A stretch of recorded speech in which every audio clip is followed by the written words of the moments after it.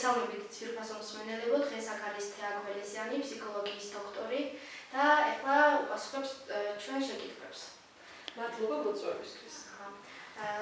ჩვენ ვიცით, რომ თქვენ ხართ ფსიქოლოგიის დოქტორი, რატომ აირჩიეთ ეს პროფესია და რა გზა გაიარეთ აქამდე?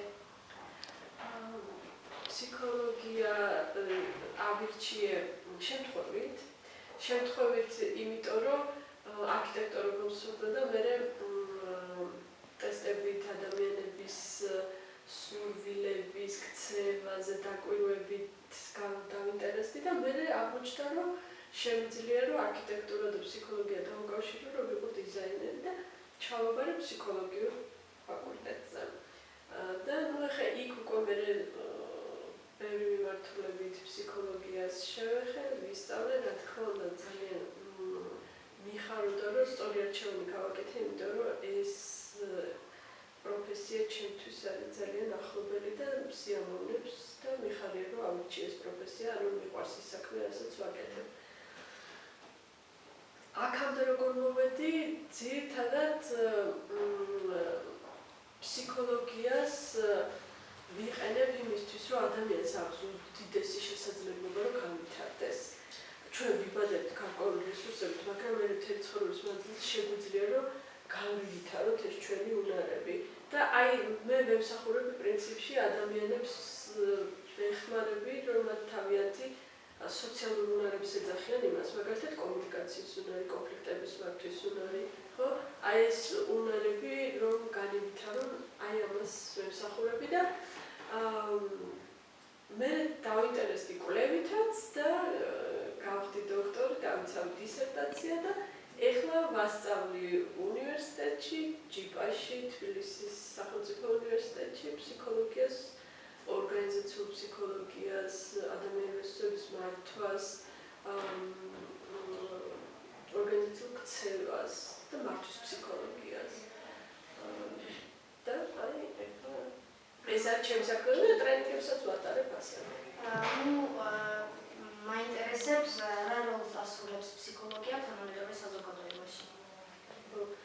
ფსიქოლოგია, ესე თუ ავიღეთ ინტერპერსონალურ ურთიერთობებს და ამაში ფსიქოლოგიას, იმიტომ რომ საზოგადოებისთვის მნიშვნელოვანი ის არის, რომ ადამიანებმა ერთმანეთთან ჰარმონიულთან ცხოვრება შეეძლონ, ხო? და ერთმანეთი გავამდიდროთ, ანუ უფრო უკეთესი გავხადოთ ერთმანეთისთვის ცხოვრება. ამიტომ ეს ძალიან მნიშვნელოვანია და ადრეც მნიშვნელოვანი იყო და დღესაც ძალიან მნიშვნელოვანია. დღეს განსაკუთრებით მნიშვნელოვანია, იმიტომ რომ ტექნოლოგიურმა პროგრესმა ის მოიტანა, რომ თითქოს ადამიანები იზოლაციაში მიდიან და აი ახლა დღევანდელ დღეს არ დაკარგვა იმის და დანახვა იმ მნიშვნელობის, როგორია ეს პირადი ურთიერთობა, პირადი კომუნიკაცია, აი ეს ცოტა გამოწვევა არის დღევანდელი საზოგადოებისთვის და დღეს ამიტომ მე მგონი აქტუალური ამ მიმართულებით არის. კიდევ იმით, რომ თითოეულ ადამიანმა თავის თავში ჰარმონია იპოვოს. ესეც ფსიქოლოგია, იმიტომ რომ თავისი შესაძლებლობები გაუმკლავდეს აი გარშემო არსებულ ძალიან ბევრ პრობლემას. და აი მენტალურ ჯანმრთელობაზე ადრე საერთოდ არ ლაპარაკობ, მაგრამ დღეს ყველა იმიტომ საუბრობს, რომ ამ ტექნიკურმა პროგრესმა ძალიან ბევრმა ცვლილებებმა ასახვა პოვა იმაზე, რომ ადამიანებისთვის ძნელია აი თუნდაც ამდენი ინფორმაციის გადამუშავება, ხო? და აი ამ ცვლილებების გაძლება და შესაბამისად აი ორი მიმართულებით შეგვიძლია თქვა ადამიანებს შორის ურთიერთობაში მნიშვნელოვანია ეს ფსიქოლოგიური მომენტები, ემპათია დღევანდელ დღეს ძალიან აქტუალურია. ადრე შეგვიძლია ლაპარაკობდნენ, იმიტომ რომ თავისთავად ბუნებრივად ცხადი იყო და დღევანდელ დღეს ეს თითქოს მნიშვნელოვანია და საუბრობთ, იმიტომ რომ საჭიროა. ხო და ისიც რომ ადამიანს შეძლოს თვითონ გაუკლავდეს აი გარემოდან წამოსულა ამ ბევრ ცვლილებას, პრობლემას, რომ თვითონ იყოს მტკიცედ. ხო, რომ აი ეს მენტალური ჯანმრთელობა თვითონ, ასე ვთქვათ, ასაზრდოს და გამოიმუშაოს. როგორია ახალგაზრდების ფსიქოლოგიური გამოწვევა დღეს საქართველოში? ახალგაზრდებისთვის ფსიქოლოგიური გამოწვევა, აი ცოტა უკვე ვახსენეთ, რომ ეს ტექნიკური პროგრესი და ამ რაღაც ხელსაწყოებთან უფრო მიჯერჭული არიან ადამიანები და ვირტუალურ ურთიერთობებზე გადაერთო ხალხი, ხო? და განსაკუთრებით ახალგაზრდობა, იმიტომ რომ იქ გრძნობენ თავს კომფორტულად და თითქოს ამან გახადა ცოტა უცხო საზოგადოებაში მათი ინტეგრაცია და ეს არის ერთ-ერთი გამოწვევა, იმიტომ რომ აი მაგალითად ჩემთვის ვთქვათ, რომ ურჩევნია მიწეროს ვიღაცას, ვიდრე დაურეკოს და დაელაპარაკოს, ხო? დაელაპარაკოს ტელეფონზე. აღარ ვამბობ, რომ შეხვდეს და იქ გაესაუბროს. ან ხა დღევანდელ ძალიან ესეთია უკვე ყველასთვის ნაცნობი ამბავია, რომ დაბადების დღეზე მაინც თუ შევიკრიბებით ან განსაკუთრებით ახალგაზრდებს, ხო? ყველა თავის ტელეფონშია მაინც. და ეს კომუნიკაცია, ერთმანეთთან ურთიერთობა, აი ემოციების გაცვლა თუნდაც, ხო? ემოციებით უფრო ხდება, ვიდრე ხდება ეს პირად ცხოვრებაში, ამ ემოციის გაზრდა არ დაჭირდება ეს ადამიანებს, ხო? ისევე როგორც მშობლებთან ურთიერთობაში, აი ეს გამოცხოება, როგორი ერთ-ერთი კიდე ახალგაზრდებისთვის ეს არის, იმიტომ რომ ეს თაობა ჯენზი აბსოლუტურად განსხვავდება ყველა წინა თაობისგან.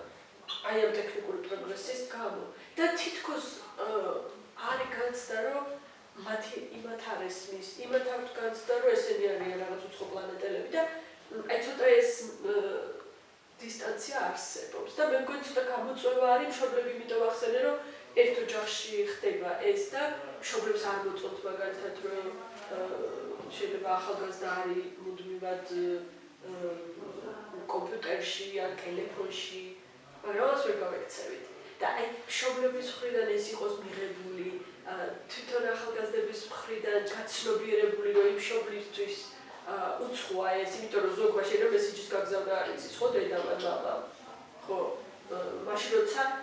მაშინ როცა ახალგაზრდა მილიონი წყაროდან იღებს ინფორმაციას და უფრო გათვითცნობიერებულია და შეიძლება რაღაცა წიგნი არ წაუკითხავს, მაგრამ ძალიან ბევრი ინფორმაცია აქვს.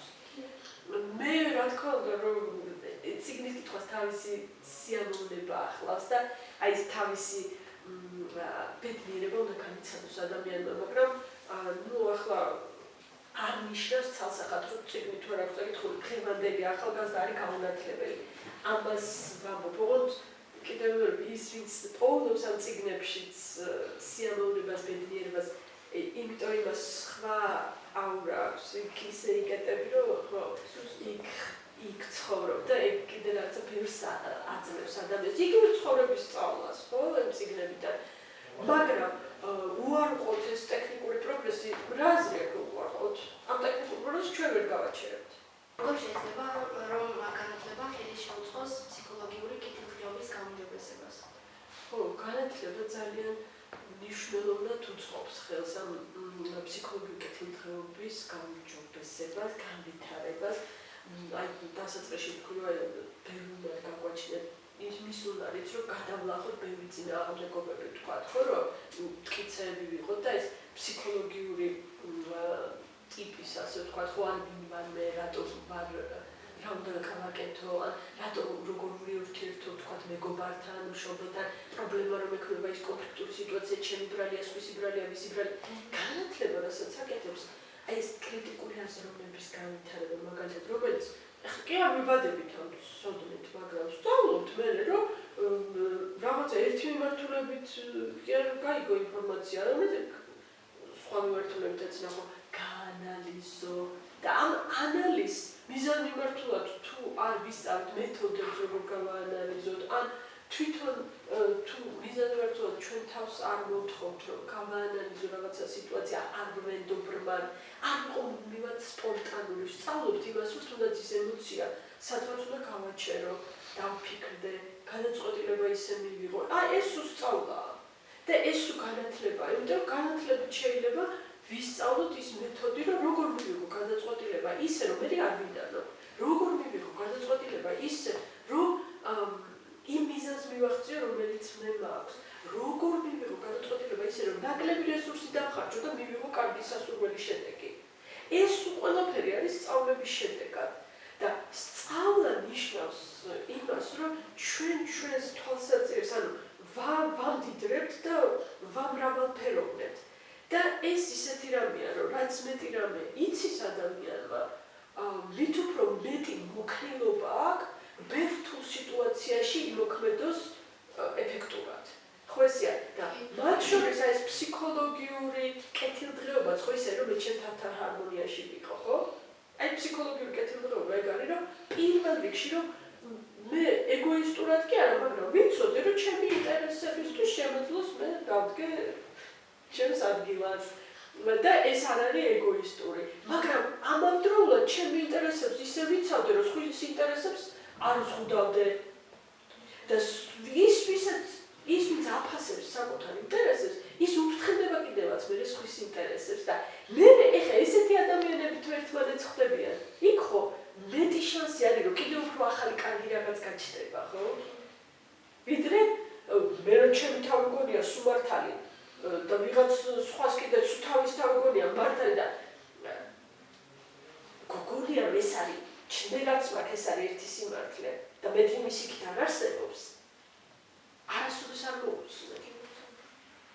ხო და მე იქ არის კონფლიქტი. მე იქ არის შეიძლება ადამიანი რომელიც გიყვარს აწყენინო. რაღაცა საქმე გაფუჭდეს, იმიტომ რომ იმასთან ერთად კარგ პროექტზე რომ ვიმუშაობდი, ხარ არ ველაპარაკები. ხო, ანუ და შეიძლება საყვარელი ადამიანის მიმართაც რაღაცა პერიოდი ვიყო აწყენი არაფრის გამო. არაფერს ვეძახი იმას, რომ ნებისყოფაც სწავლებადია. ხო? აი ნებისყოფის გამომუშავება, დისციპლინის როგორ დისციპლინა არ გამომუშავება და ნებისყოფაც გამომუშავება. და ეს ნებისყოფის გამომუშავება, აი როგორ საოცრად არ უნდა შეხებდეს, გვეხმარება რომ უფრო სტრესგამძლეები ვიყოთ. და ნებისყოფი როგორ გამომუშავებული, რაღაცა თუ ისე არ ხდება, როგორც მე მინდა, ეგრევე ცუდად კი არ ხდება, ნერვები კი არ მეშორება და გარშემო ყველა ცუდი კი არ არის. არამედ ვითმენ, აი ვამბობ, ხო, ნუ ესეა და ეხლა მე სხვანაირად იქნება. ანუ ეგრევე ვიწყებ იმაზე ფიქრს, რომ რა გავაკეთო იმისთვის, რომ მე როგორც მინდა ისე იყოს. ეხლა ჩვენ ვიცით, რომ აქ ცენტრში არის ტრენინგი და მაინტერესებს რა თემაზეა ტრენინგი. აი ცენტრშიც ტრენინგი ზუსტად აი ამ თემატიკას ეხება, რომ ახალგაზრდები, რომლებიც ეხლა იწყებენ, ხო, აი ცხოვრებაში დამოუკიდებლად არსებობას, რომ იყვნენ სწორედ აი ფსიქოლოგიურად პირველ რიგში თავის თავთან ჰარმონიაში და ძალიან მნიშვნელოვანი წილად კიდე იყვნენ საზოგადოებაში ჯანსაღი ადამიანები განვითარებაზე ორიენტირებულები, აი ამ სოციალური უნარების განვითარებაზე გვაქვს ეს ტრენინგი, ისეთი სოციალური უნარების, როგორც არის კომუნიკაცია, წეღორობოდ რომ არ მოусმენ, როგორ მოусმინო ისე რომ გავიგო, რას ამბობს ადამიანი, ხო, ემპათიურად როგორ მოусმინო, მნიშვნელოვანია. ან მე როგორ თქვა ისე რომ რასაც მე გულისხმობ ის გაიგოს სხვა ადამიანმა, კიდევ ის რომ მე თუ მინდა რომ ადამიანი დავითარხო რაღაცაზე, როგორ თქვა ეს ისე რომ იმას გაუჩნდეს სულები რომ მე დამეთანხმოს, ხო? ან როგორ გავითვალისწინო იმ სხვა ადამიანის თქვათ ის წინააღმდეგობა თუ რაღაცაზე არ მეთანხმება და კი არ გაუბრაზდე და კონფლიქტი კი არ წამოიწყო, არამედ როგორ ვიმუშაოთ ჩვენ იმაზე რომ შენ ასე განსხვავებულად ვფიქრობ, მე განსხვავებულად ვფიქრობ და როგორ შეგვიძლია განსხვავებული ფიქრთან ერთად ჩვენ ერთობლივად ჰარმონიულად თანაცხოვრება. რა არის პრობლემა იმაში რომ თქვენ მწვანეფერი მოგწოდეთ და მეც ისფერი. მაგრამ მე თუ დავიჯებ რომ კიდე თუ არა ცისფერია ყველაზე ლამაზი ფერი თქო, ხო ვერასოდეს ვერ შევთანხმდებით. და მე ვერც იმაზე ვილაპარაკებ, შენ თუ არ კარტოფილი ჯობიათ. რაღაცა სხვა. ეს კრიტიკული აზროვნების განვითარება სწორედ ის რომ მით უმეტეს დღევანდელ დღეს როცა აი ამდენი ინფორმაცია მოდის, ხო აი ეს ინფორმაციის ანალიზი როგორ გავაკეთოთ, როგორ ვიყოთ დარწმუნებული, წერავ თქვი კიდე რომ აი გადაწყვეტილების მიღების დროს ამ ინფორმაციას სწორად ვაანალიზებ, სწორად სრულყოფილად ფლობ ინფორმაციას თუ რაღაც სამხრივი ხوارება. ეგ ყველას გვეცნობა ალბათ რომ რაღაცა აი მაგალითად კონფლიქტური სიტუაცია თუა ან რაღაც ფრაგმენტულად შეიძლება რაღაც ინფორმაცია გავიგოთ და მე დასკვნებს გავაკეთებთ ხოლმე და მე აღმოჩნდება რომ თურმე სხვა რაღაც ყოფილა. აი შენ რომ მეგობარზე გავბრაზდეთ. იმიტომ რომ ვიღაცამ თქვა რომ აი რაღაცა იმან სადღაც წავიდა, რაღაცა გააკეთა. მაგრამ მე იმ მეგობარს რო შევხვდებით და ვკითხავთ რომ რატო წავიდა, რატო გააკეთა ეს და ის უფრო დაამატებს ინფორმაციას და თლიანობაში გვეცოდინება ამ სიტუაციის შემადგენელი ყველა ნაწილი. მე აბსოლუტურად განსხვავებული შთაბეჭდილება გვჭირდა და მე ხვდებით რომ როგორ ადრე მინერვიულია წინასწარ იმის გამო რაც თუნდაც ვარ იყოს ანერვიულო, ხო? ხშირ შემთხვევაში ისე ფსიქოლოგიურ ჰარმონიას ჩვენ თავთან ხშირ შემთხვევაში არის ხოლმე რომ არ ვფლობთ ინფორმაციას, მაგრამ ჩვენი ვარაუდებით ავაწყობთ რაღაცა. აი რაღაცა სცენარებს ისეთებს, რომელიც როგორც წესი სანერვიულოა, თორე კარგზე კი არ ვფიქრობთ ხოლმე. იმიტომ რომ კარგზე თუ ვფიქრობთ, ეგ არ მაწუხებს და თუ ცუდზე ვფიქრობთ, ისმან შეიძლება ძალიან შეგვაწუხოს და მე აი რაღაცა ეტაპზე რომ დაფიქრდები, ხვდები რომ სულ შენი მოგონილია ეს ისტორია. აი ის რაზეც მე ნერვიულობ. კარგი. ძვირფასობის მენელებო, მადლობა მინდა გადავუხადო ქალბატონ თიას ასეთი საინტერესო ინტერვიუსთვის და ეხლა გავაგრძელოთ რა ხდება ტრენინგის დროს.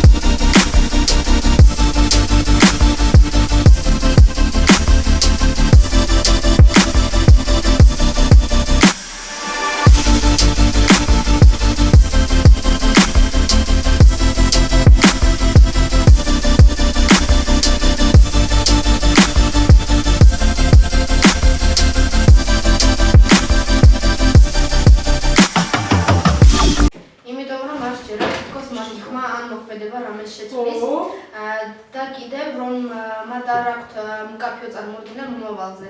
აჰა. მეორე შეკითხვა, რატომ არ შეჯერათ ამას და რატომ არ აქვთ მათ მკაფიო წარმოდგენა მომავალზე? იმიტომ რომ საზოგადოებაში ახალგაზრდების აზრი ხშირად უგულებელყოფილია და საგანმანათლებლო სისტემა და გარემო საკმარისი მხარდაჭერას აძლევს კარიერის დაგეგმვაში. მესამე შეკითხვა, რატომ უგულებელყოფენ მათ აზრს ან რატომ არ აწვდის საგანმანათლებლო სისტემა მკაფიო საკმარისი მხარდაჭერას, იმიტომ რომ გადაწყვეტილებების მიღების პროცესში ისინი იშვიათად არიან ჩართული და აქცენტი უფრო მეტად თეორიულ ცოდნაზეა, ვიდრე პრაქტიკულ უნარებზე. კი ბატონო. მეოთხე შეკითხვა, რატომ არიან იშვიათად ჩართული და რატომ არ ვითარდება პრაქტიკული უნარები? იმიტომ რომ საკმარისი პლატფორმები ან მექანიზმები არ არსებობს, სადაც ახალგაზრდებს შეუძლიათ საკუთარი თავის გამოხატვა. აზრის დაფიქსირება. კი, კიდევ პროგრამები მოძველებულია და ნაკლები კავშირი აქვს თანამედროვე შრომის ბაზრის მოწყობილთან. მეხუთე შეკითხვა, რატომ არ იქნება მსგავსი პლატფორმები? იმიტომ რომ სახელმწიფო და საზოგადოებრივი სტრუქტურები ხშირად ამიჯებენ ახალგაზრდულ პოლიტიკას პრიორიტეტს. და კიდევ საგანმანათლებლო რეформები ნელა მიმდინარეობს და Сколько тебе понравился тренинг? На самом деле, тренинг «Критическое мышление» мне очень сильно понравился из-за того, что мы учимся не только отстаивать свое мнение, но еще и смотреть под разные точки зрения. Критическое мышление – это не только сомневаться во всем, но еще и смотреть чужое мнение. Это помогает нам шире рассматривать ситуацию ту или иную, которая нам может показаться непонятной. Какие упражнения тебе больше всего понравились? Больше всего мне понравилось последнее упражнение. Это метод 5 почему. Это помогло рассмотреть проблему и найти исток какой-либо проблемы. У меня это было, почему мне сложно отказывать. Я разобралась в себе и поняла, почему мне изначально было сложно отказывать людям. Что такое для тебя критическое мышление? Критическое мышление – это способ анализировать ту или иную информацию. Это не только скептицизм или сомнение во всем. Это значит рассматривать ситуацию с разных точек зрения. Это значит полагаться на свою логику, на свое мышление, а не на только эмоции, либо же давление от человека. Основными способами критического мышления это является скептицизм, как я и сказала изначально, то есть задавать вопросы, например, откуда нам известна та или иная информация, есть ли доказательства или что-то другое. Также нужно найти исток информации, это реклама, слухи или же достоверный источник. Чему новому ты научилась? Чему новому ты научилась во время тренинга? Во время тренинга я научилась то, что не всегда мы оказываемся правы, хотя, может быть, мы даже уверены в этом.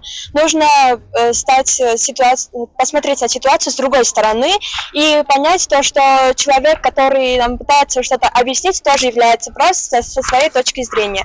То, что каждый человек имеет свою точку зрения, и не обязательно она должна сойтись с нашей.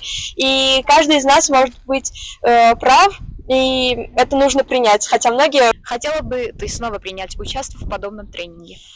Мне кажется, да, потому что тема психологии для меня очень интересная. Я интересуюсь психологией человека, даже во время школьных занятий, когда мы затрагиваем эту тему, я все время активна, и на самом деле я очень сильно хотела поучаствовать в таком тренинге, критическое мышление, и мне поздоровалась удача, и я смогла.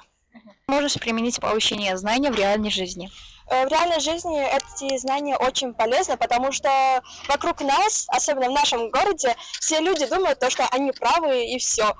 И полученные знания мне помогут в будущем рассмотреть их точку зрения тоже с другой стороны и попробовать объяснить им то, что они не всегда окажутся правы. Помочь тем или иным людям справиться со своей социофобией, потому что мы на уроке это тоже обсуждали. И мне кажется, этого предостаточно. Спасибо тебе.